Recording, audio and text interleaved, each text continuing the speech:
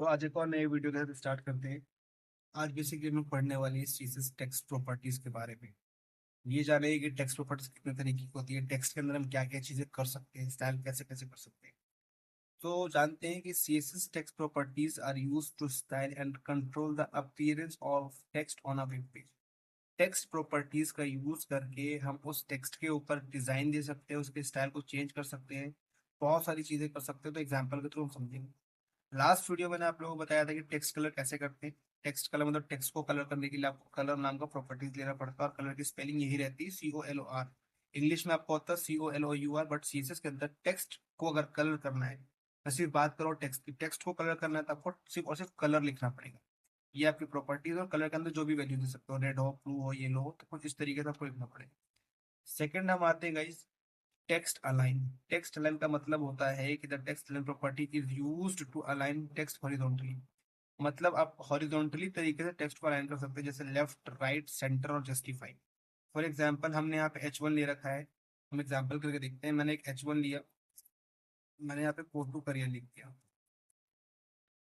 एक इंटरनल चीजें देते हैं, यहाँ पे H1 सिलेक्टर लिया मैंने, और यहाँ पे दे दिया टेक्स्ट अलाइन। अब टेक्स्ट लेंगे सेंटर करूंगा। अभी देखो मेरा जो टेक्स्ट आ रहा है वो लेफ्ट साइड में आ रहा है। जैसे मैंने यहाँ पे सेंटर लिख दिया, मेरा टेक्स्ट ऑटोमेटिकली यहाँ से उठ के सेंटर में आ जाएगा इधर।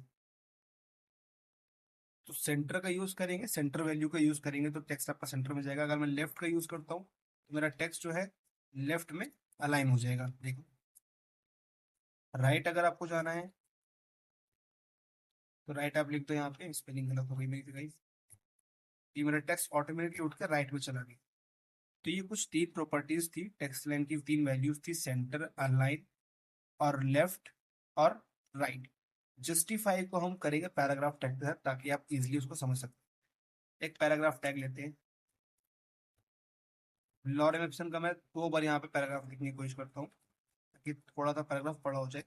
अब ये कुछ टेक्स्ट आ रहा है कुछ इस तरीके से। अब इस टेक्स्ट के अंदर आप ध्यान समझने की कोशिश करना, एक टेक्स्ट यहाँ खत्म हो रहा है, दूसरा लाइन यहाँ खत्म हो रहा है, तीसरा लाइन यहाँ पे खत्म हो रहा है। अगर मैं जस्टिफाई का यूज करूंगा ना, तो ये तीनों लाइन इक्वल हो जाएंगी। देखना किस तरीके से। हम फिर से एक पैराग्राफ का पीस सिलेक्टर लेते हैं, और यहाँ पे टेक्स्ट अलाइन कर दिया मैंने जस्टिफाई। अब देखना ये तीनों लाइन जो आगे पीछे ना रिफ्रेश करती है, इक्वल में चली जाएंगे। देखो, एक लाइन यहाँ खत्म हो रहा है, दूसरा यहाँ खत्म हो रहा है, तो उसी के नीचे दूसरा लाइन खत्म हो रहा है, और तीसरा जहां तक उसका टेक्स्ट का साइज जा रहा है, मतलब टेक्स्ट का एरिया जा रहा है, वहीं तक वो चला गया। पहले वाले में क्या था कि इसको अगर मैं हटाऊंगा तो पहले हमारा कुछ इस तरीके से दिख रहा था। एक लाइन यहाँ पे खत्म हुई, दूसरी लाइन यहाँ तक खत्म हो रही है, तीसरी लाइन, तो ये अलाइनमेंट खराब करता है। तो जस्टिफाई का मतलब होता है कि आपकी अलाइनमेंट को प्रॉपर अलाइनमेंट देता है, इक्वल करता है फॉर ऑल साइड, जितना भी टेक्स्ट आप लिखो। तो ये थी कुछ टेक्स्ट अलाइन की प्रॉपर्टीज। अब हम बात करेंगे टेक्स्ट डेकोरेशन। इसका मतलब ये होता है कि टेक्स्ट डेकोरेशन को यूज करके प्रॉपर्टी एड और रिमूव डेकोरेशन फ्रॉम टेक्स्ट। जैसे कि हम टेक्स्ट डेकोरेशन में एक लाइन देना चाहते हैं अंडरलाइन, तो आप यहाँ पे आइए। आप मैं इसी के अंदर लेता हूँ, पी टैग के अंदर लेता हूँ टेक्स्ट डेकोरेशन। वैल्यू दे दिया मैंने क्या, अंडरलाइन। अब इस पैराग्राफ के अंदर मेरी पूरी की पूरी अंडरलाइन आ जाएगी। जैसा कि आप देख सकते हैं पूरा का पूरा एक अंडरलाइन आ चुका है। सेकंड वैल्यू है ओवरलाइन। ओवरलाइन काम क्या करता है ये हम प्रैक्टिकल करके आप अच्छे से समझिएगा। मैंने यहाँ पे जैसे वैल्यू दी ओवरलाइन की, देखना ये किस तरीके से काम कर रहा है। कि ऊपर की लाइन पे आ गया, अंडरलाइन बिलो द टेक्स्ट और ओवरलाइन अबव द टेक्स्ट, दोनों आप पॉजिटिव। थर्ड वैल्यू की बात करते हैं लाइन थ्रो। ये लाइन थ्रो काम क्या करेगा गाइस, ध्यान से सुनना।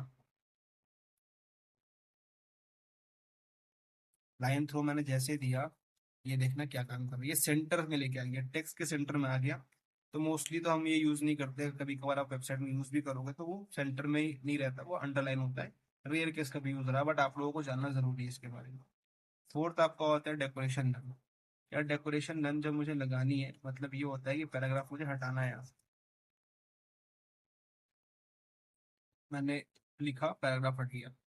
अगर मैं ये भी ना लिखूँ तो ही मेरा पैराग्राफ के अंदर लाइन जो वो ऑटोमेटिकली नहीं आएगी। बट आपको यहाँ पे नन, अब नन क्या होता है, कभी कभी आप कॉम्प्लिकेटेड कोड कर रहे हो ना, तो CSS के थ्रू आप उसको करेक्ट कर सकते हो और इसकी लाइन को हटा सकते हो। अब हम बात करते हैं टेक्स्ट ट्रांसफॉर्म के बारे में। इसके लिए हमें क्या करना पड़ेगा, देखो ये प्रॉपर्टीज जो होती है ना टेक्स्ट ट्रांसफॉर्म, ये क्या करते हैं आपके टेक्स्ट की जो फॉर्मेट होते हैं जैसे अपर हो गया, लोअर केस हो गया और पूरा का पूरा कैपिटल, उनको चेंज करता है।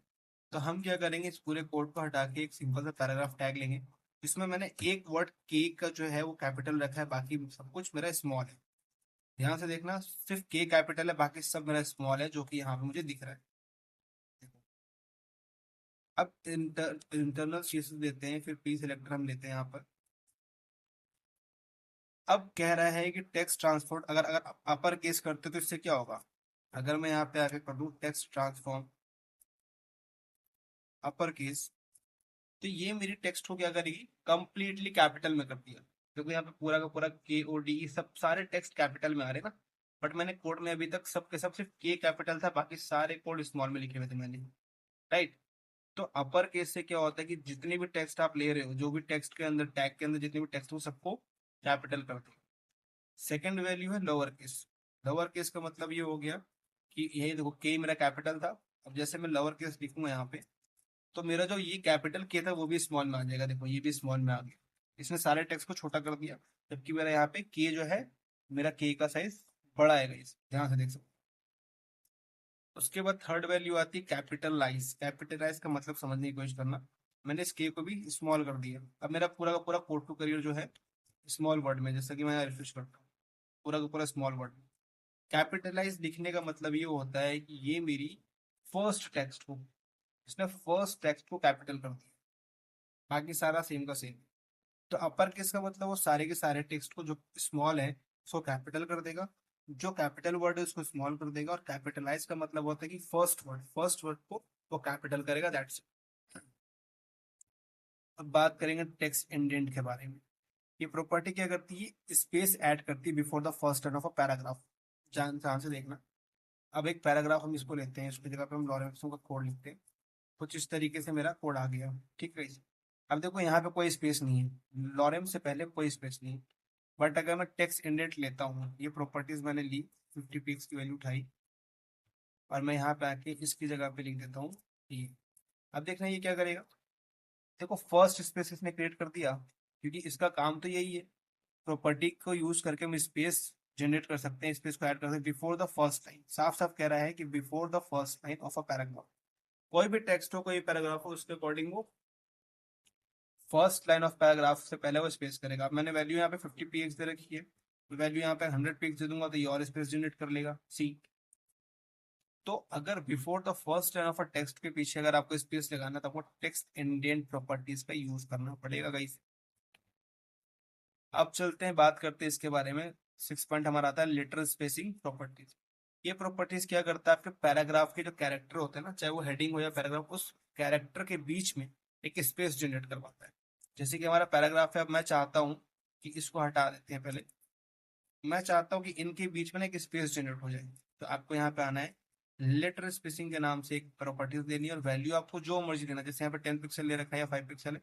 अब मैं अगर यहाँ पे 5 px देता हूँ, देखना एक स्पेस जनरेट हो गई, टेक्स्ट के बीच में आ गई, बिटवीन द टेक्स्ट। LOREM के बीच में बहुत ज्यादा स्पेस आ गया। अगर मैं वैल्यू बढ़ा के यहाँ पे 10 करता हूँ, तो ये और स्पेस जनरेट करेगा।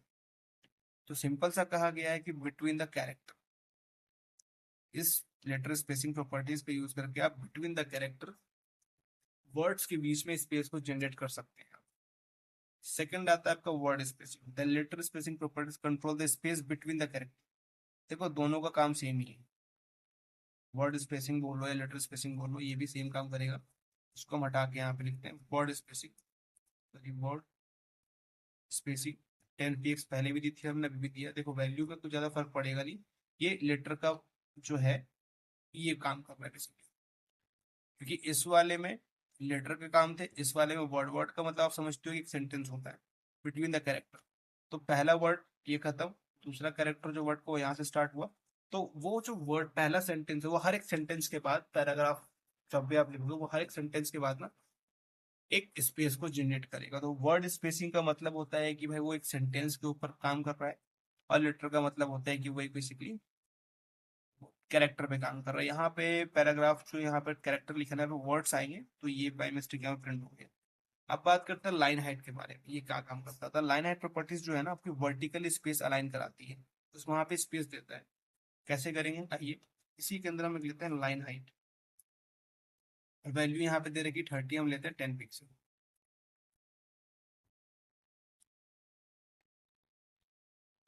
अब देखो रिफ्रेश करूंगा ना तो ये ओवरलैप कर जाएगा, इनके बीच की स्पेस, इन दोनों के बीच की स्पेस कम हो गई। अगर मैं वैल्यू देता हूँ 30 यहाँ पे, देखो इन दोनों के बीच की स्पेस बढ़ गई कि भाई ये लाइन हाइट है, तो ये लाइन हाइट में क्या कर रहा है, वर्टिकल स्पेस को जनरेट करवाना बिटवीन द लाइन। तो बिटवीन द लाइन, लाइन ये लाइन और ये लाइन के बीच में उसने स्पेस जनरेट करा दी। मैं अगर जैसे वैल्यू बढ़ाऊंगा, और भाई ये भी तो वही काम कर रहा है, लो और स्पेस जनरेट कर दिया। तो लाइट सॉरी लाइन हाइट का मतलब यही हुआ कि आपकी between the line, vertical line में एक स्पेस जनरेट करेगा। लास्ट पॉइंट आपका आता है गाइस, टेक्स्ट शैडो। अब इसका यूज करके आप एक शैडो का इफेक्ट दिखा सकते हो टेक्स्ट टेक्स्ट में। जैसे मान के चलो मैंने ये पूरी की पूरी वैल्यू उठा ली और यहाँ पे मेंशन कर दिया मैंने।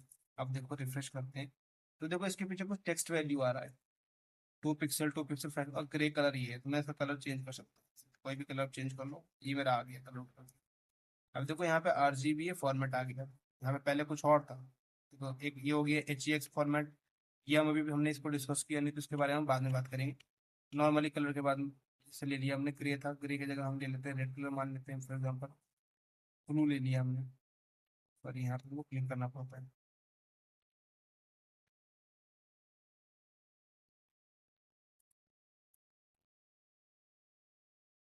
ठीक है, तो और बाकी जो ये तीनों चीज किस किस पे काम कर रही है, नेक्स्ट वाली वीडियो में जानेगी। पहली वैल्यू किस किस के लिए काम कर रही है, सेकंड वैल्यू किस पे काम कर रही है, और थर्ड वैल्यू किस पे काम कर रही है। तो वीडियो का एंड करते हैं। वीडियो अच्छी लगी हो तो लाइक कीजिएगा, चैनल को सब्सक्राइब कीजिएगा, शेयर कर सकते हैं। और नेक्स्ट टॉपिक के लिए अपडेट में रहिए आप लोग हमारे साथ में, और मेरे पेज को भी फॉलो कर लीजिएगा फॉर डेली अपडेट्स के लिए। और हमारे एक व्हाट्सएप प्लेसमेंट चैनल है गाइस, ग्रुप भी है, आप उसको फॉलो कर सकते हैं for daily fresh update job के लिए, विद HR नंबर के साथ में। यहाँ पे सिर्फ मेल ID नहीं मिलती, आपको HR का नंबर ही मिलता है। और मैं उसका लिंक जो है डिस्क्रिप्शन में मेंशन कर